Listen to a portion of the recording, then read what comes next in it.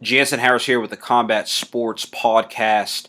Vergil Ortiz, extreme power, a lot of potential. 23 years old, 18 and 0, 18 KOs. He's amazing. He's amazing. His last win against Kalauskis, he dominated that fight. He pressed him. It was his toughest test so far. Got the knockout victory in round 8. And what I liked about him was this: he knocked him down 5 times. Never went past 7 rounds, first of all. So when he got in the 8th round, he was poised, he was pressing. There was times where he looked hurt. There was times where, okay, maybe he's going to drop. And there was a little bit of a shady situation where you thought maybe he got knocked down, but he said he wasn't really hurt. And the thing I like about this kid the most is he's transparent in his interviews. He say, hey, well, this was a flash knockdown. I didn't really hurt him, or this was how this looked. And that's one thing you have to like about Vergil Ortiz is Vergil Ortiz is a very transparent person. Vergil Ortiz is a guy with a ton of power, a ton of drive and power. The left hook, the right overhand. Vergil Ortiz has power, and that's what I like about him. He's the type of guy who will sit there and he'll fight. He's very entertaining to the fans. I would not be surprised if he becomes one of those guys who they eventually put on pay-per-view. Why would they put him on pay-per-view? Because he could excite people. And at 23 years old, you look at guys like Terrence Crawford, who he called out after the fight, who called out multiple times. You look at guys like Manny Pacquiao. You look at guys like Errol Spence Jr. I can't sit here and say that those wouldn't be great fights or those wouldn't be fights that people want to see. But the way the politics in boxing goes, just like Vergil Ortiz said at 22, 23 years old, is admitting to it, he doesn't know what's next. Or he doesn't know why he can't get the big fights. Even though he should be up for a title fight. He's been walking through the division. Remember, Kalauskis gave Terrence Crawford some problems, and it was a controversial, maybe he knocked him down. And he won some rounds too. Like he won this fight, he won some rounds with Terrence Crawford, and then he finished him quicker. So what does that tell me? It tells me that Vergil Ortiz might be ready.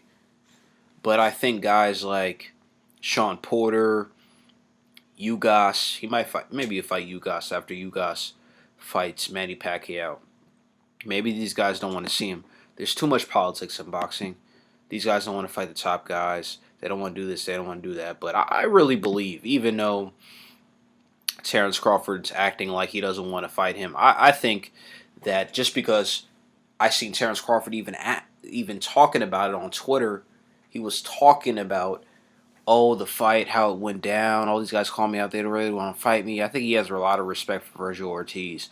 And he's in the back of his mind thinking, wow, can this guy hurt me? Can this guy be effective against me? I'm starting to believe each and every fight that I see with Vergil Ortiz that he's ready. Against Maurice Hooker, where he knocked him out in the 7th round, he looked sharp. He was dangerous.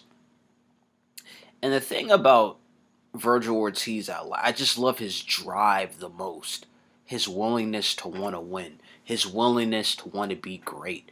I really don't feel like this is one of those kids who's afraid of anybody. I think Vergil Ortiz is cut from the same cloth as Teofimo Lopez. And what I mean by that is this. These guys, they're not sitting there and bragging online about this and that and the third. They are substance guys. They're not there to just pretend. They're trying to win. They're trying to prove themselves as great warriors, gladiators. That's how they look at themselves. They don't look at themselves like, oh, well, I'm trying to show off some money.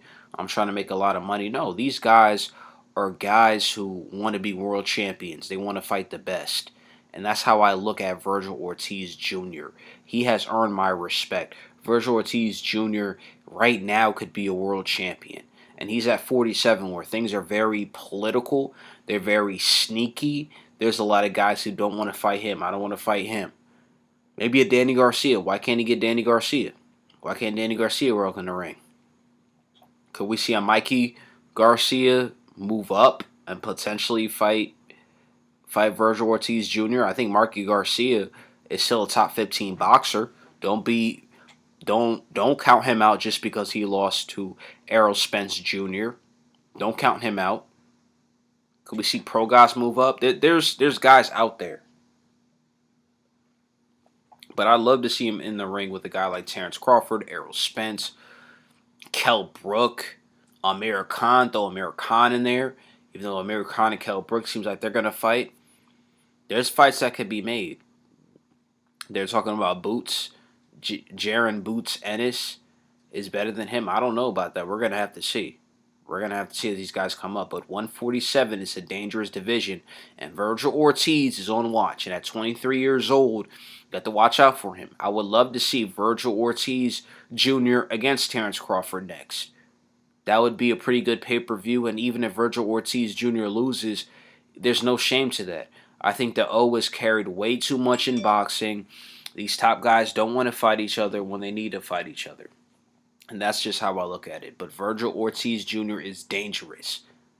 Do not overlook this kid. He is dangerous. He should be a world champion right now. He's in a stacked political division in 147.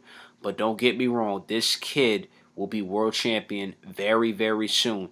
And he should get a shot at some of these top guys. And if he loses to one of these top guys, I don't think it'll defeat him because he has that much drive.